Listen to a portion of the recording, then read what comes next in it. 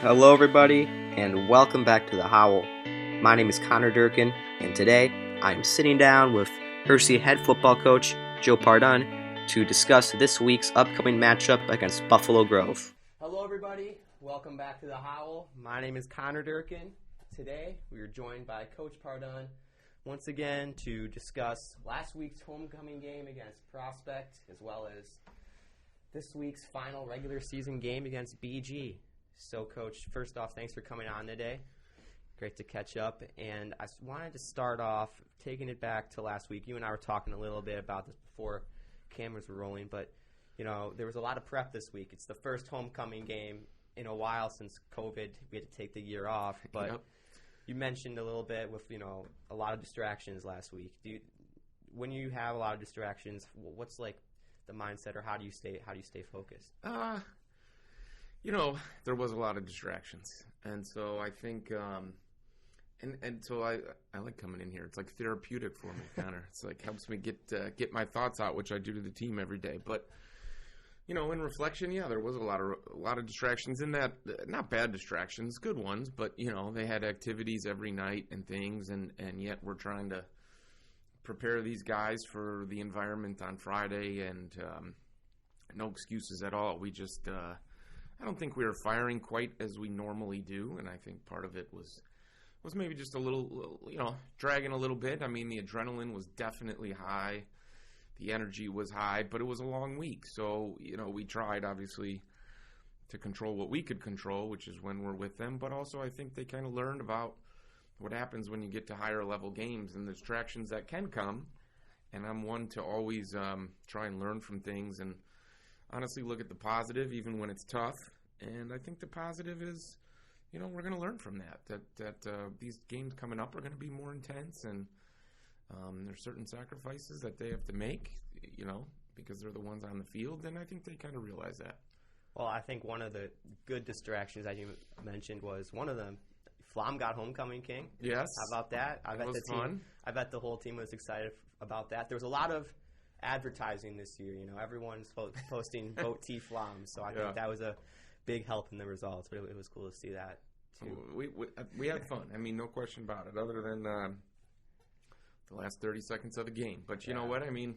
But other than that, we haven't had a homecoming in a while, right? So all of that is built up and spills out, and it's a good thing. We've missed all of it, and we want to be back in that position again, and I know we will be. So. Well, I think there was just so much. I mean, you could feel it at the beginning. There was just so much anticipation for that night. There really was. Everyone talking about it being the game of the week in Illinois. I think one of the news stations, it might have been ABC, sent a guy out there to cover it for a story. But, yeah, there was a lot of anticipation, and it was just a crazy atmosphere there, I think. It was an awesome atmosphere.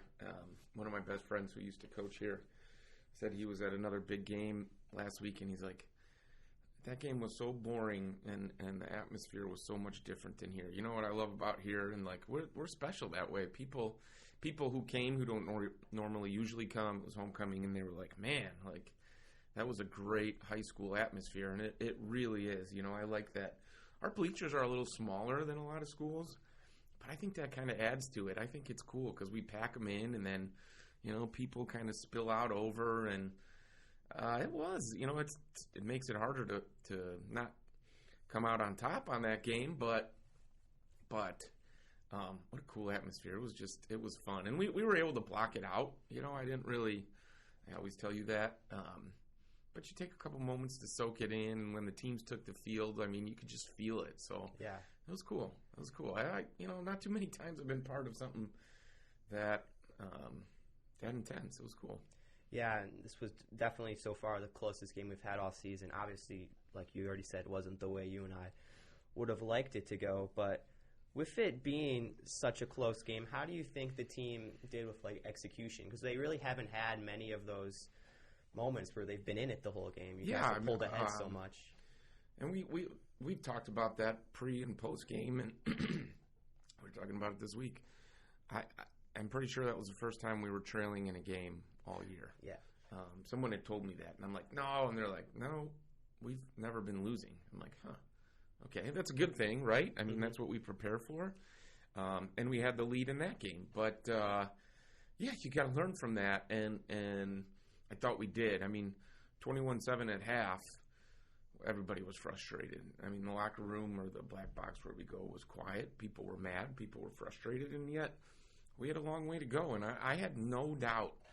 And it would be tough, but I had no doubt that we were going to come back. And I always just, what do we have to do to get the lead? And we were so darn close. And look, you got two choices. Like, you cry about it or you learn from it and move on. Exactly. And you know what? I think you guys did do a good job after halftime coming out there and finding that momentum, right? I mean, you guys came out there, didn't, obviously everyone's upset about what's going on, but you guys wanted to come out there and fix it. And I think that's a big thing. But and even coming out of halftime, I think we went 3 and out. Yeah. And yet still, you want to start halves and finish halves the right way, and we didn't do either.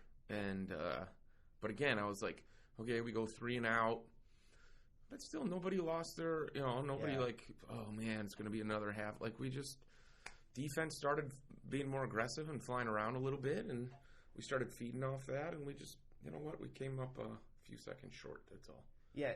So one question I think a lot of people have was about, the referee situation when the ref was there and Bonji, ran into him. How come? I thought, a lot of people thought, I think we even said this in the booth, that once you make contact with the ref, it's just a dead ball or whatever.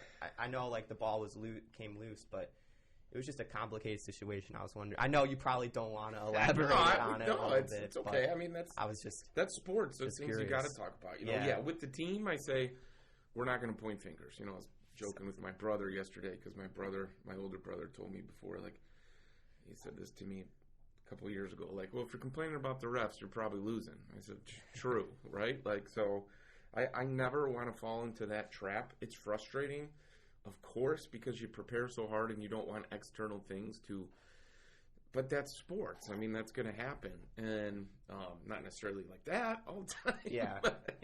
but the rule as it stands, and I did talk to the refs about it, and I believe they are correct in that the ref is part of the field. And so the ref's part of the field. If a pass hits a ref, that's it. Like, it's almost like it just is what it is. And it was unfortunate because Bonch knows exactly where the defense is. He sees the defender that he knows, the last defender he's got to beat. Would he have scored on that, you think?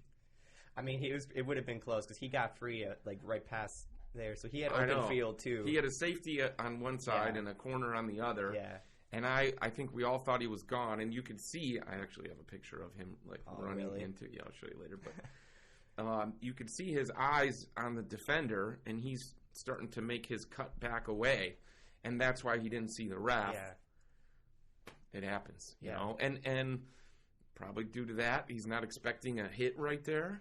Well, yeah, exactly. Especially, I think a lot of people don't realize too is like when you got the ball, like running back position, they're always like scouting ahead of the field too, looking where the defenders are. So. And I don't know if you find much better vision than Bonch. Yeah. I mean, that kid's vision is, he's not he's not going to break them very often. We know that, but his vision is so incredible that he just makes up for it in different ways. I mean, you see that all year. He's such a warrior, such a competitive kid. I couldn't say enough about him, but yeah, it happens, and we still responded after that. So. I like that about our football team, and I think that's a good sign for us. Yeah, because you guys got right back in it, and like you said, the last 30 seconds was all it was. And I think another thing, some people are even asking me about to ask you was, you had that one chance for the long field goal try, but you kept him out there. Just out of curiosity, what is like Carson Koklanis' range for field goal? Was that a little bit out of there? Because I know it's a 40. It was like a 40-something yarder. Yes. It would have been right. So, right. And with high school, I was joking. One of my friends says, "Can you kick that?" I said, "Yeah, we could have kicked it." I said it would have landed at the 5 or 10, but we could have kicked it. Exactly. So, and that's not a knock on Coco. Coco's an incredible kicker. He just doesn't have that strength yet. So. Yeah, we figured we needed to get to about the 20. Exactly. To give him a fair shot at it. To roll him out at the 30, of course I'd love to, and take that shot, but it's just it wouldn't have. He can't hit from that range, and not that he doesn't have the accuracy. He will probably in a year, I bet you, because he's a heck of a kicker. But right now his range is 20, maybe the 25. But even that would be, he'd have to hit the best kick of his life, So, yeah. But again, not a knock on him. He's been absolutely outstanding, for sure. and as he grows and gets stronger, he's going to hit those things no problem. So we got that to work towards.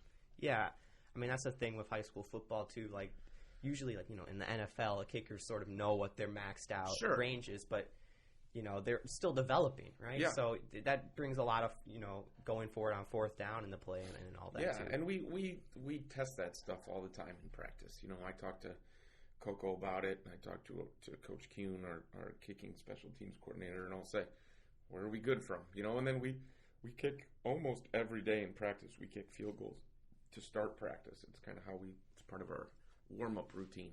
So we know, and no, I know it'd be nice to say, let's give it a shot, but you also have to be realistic and say you'd be putting him in a bad position. But I thought we had a good play dialed up there. I thought we were going to score. And there was times down the stretch there that we didn't execute. We can't pretend we did. We had plays open that we could have executed, but we got to learn from that. And, that's the name of sports. Yeah, and I will say this game as a whole, for the Prospect Hersey rivalry, it felt more like a rivalry game than any other game I've been to, Hersey Prospect, whether it be, basketball too. They always got close games. But from the start, like you said, on the field, you could just feel it. When you guys were out there and Prospect came from, that one corner, just right under the corner, the middle field, I saw that. I was like, wow, this is going to be a good one. And I had a smile on my face, just because I was excited. Like, I thought it was cool. I like when you have that kind of energy and two teams that really want to be, I mean, it doesn't get any better than that. Let's be honest. Like, everybody gets fired up. That's the fun of sports. Like, we get to go out there and compete and battle, and it's a rivalry, and that's what makes it cool. It's a higher pressure situation, but it's cool. Yeah, I mean, I love rivalry games, and I wish, obviously high school still has them, college still has them, but, the NFL just, they used to have so many great rivalries. I mean, the Bears-Packers, obviously, it's still there, but just, I feel like that gritty feeling, both teams want to come out and get that when they just don't like each other. That's kind of gone. Everyone's, friends. I'm not saying Hersey and Prospect just hate each other either. But no, but there's those feelings of exactly. Of course. And as you mature, even the coaches, we know that's what a rivalry is. And, I thought the kids played great. I thought both teams, you know what I mean? And you're right. And in pro sports sometimes because of money and because of there's so much movement, you don't get really to develop that hometown. That's what makes high school special, right? This is where kids grow up. We talked about that with our kids in the summer. This is your town. That's where I get a little sad about high school sports sometimes. It's you see so many clubs and organizations and, AAU and this and that. But the cool thing about a high school, and I think people lose focus of this, is that's where we grew up. That's your town. That's your friends. That's your family. That's your home. And when you combine those things, that's what makes high school sports special. I hope people don't lose focus on that. Because to me, as a high school coach for this long, I feel like we're losing that a little bit. Because you just get pulled in so many directions. And I get sad, no, this is your high school team. This is that emotion you see on Friday, people aren't going to forget. Those kids will never forget that. No other team, our guys were sobbing at the end of it. It was sad, right? Mm-hmm. But you're not going to find that anywhere else. I mean, you just aren't. So exactly. And I think one other thing, too, is just how these guys have been playing with each other, for their whole lives. Yeah. And especially with Hersey Prospect, I went to Thomas, and, BG and Hersey are the two schools for that. Mm-hmm. So, BG and Hersey would always be together, but then South would have mainly prospect kids. So it always would be the Hersey and BG kids versus those prospect kids. So they've had competitive games, for as long as they can remember. I think. Yeah, and it is. It's what makes it cool. And people keep asking me, "Oh, would you want to see a team in the playoffs?" And I said, "No, I really don't do the playoff prediction thing.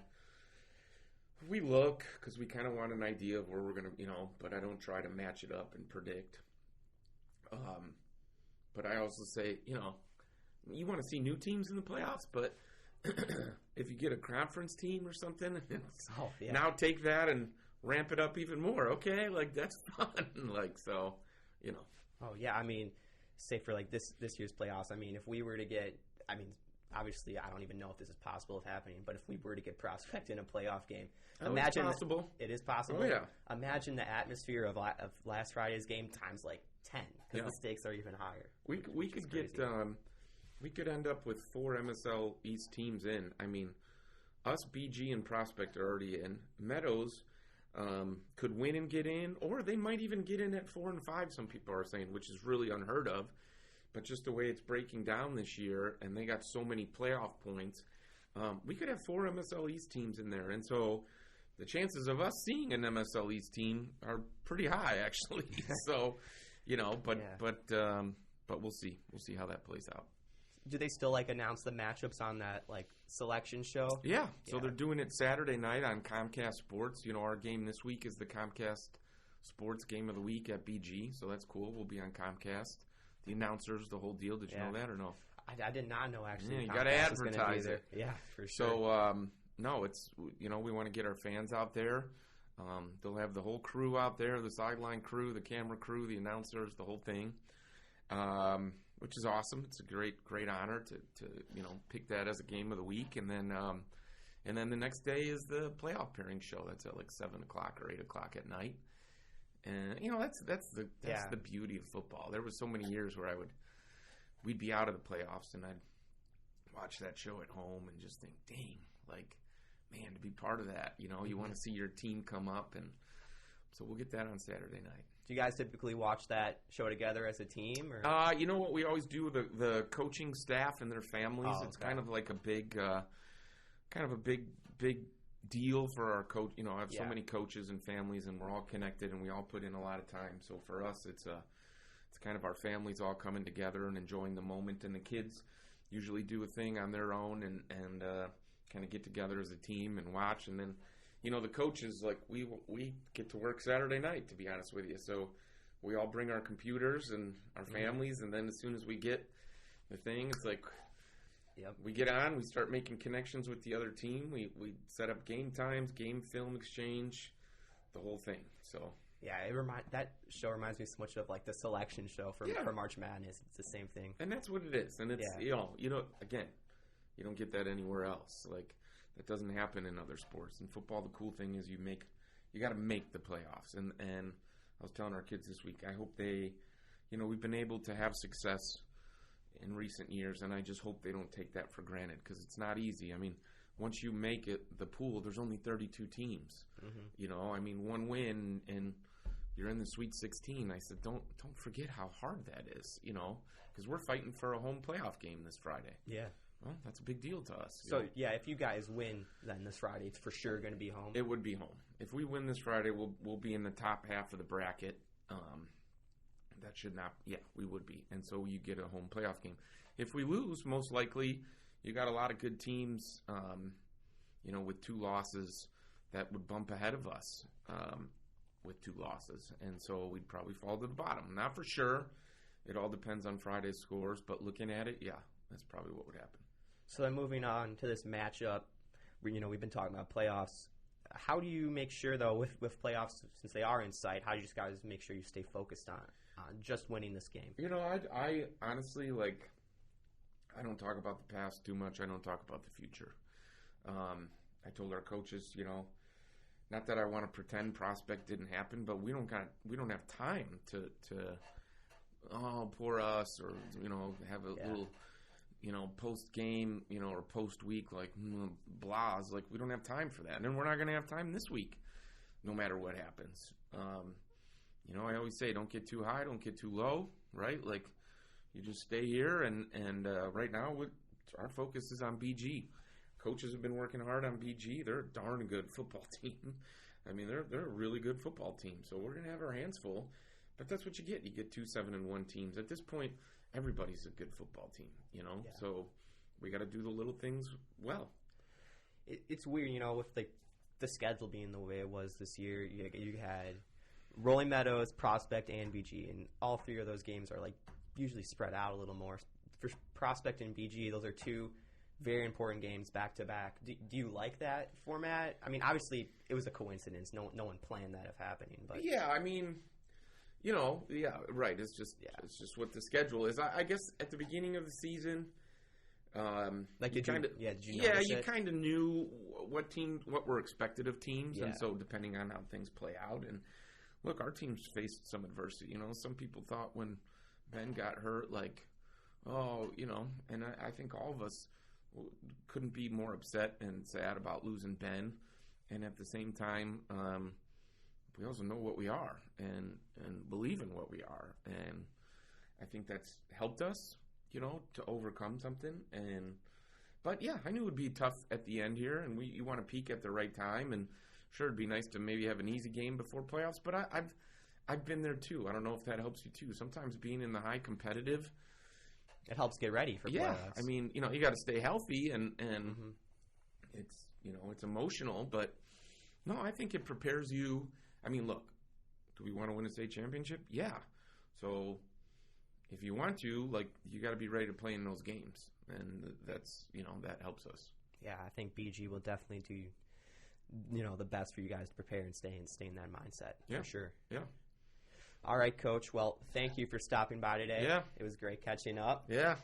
To our viewers, thank you for watching. Be sure to show up. BG Hersey Friday night. It's going to be crazy. And we will see you in the next interview.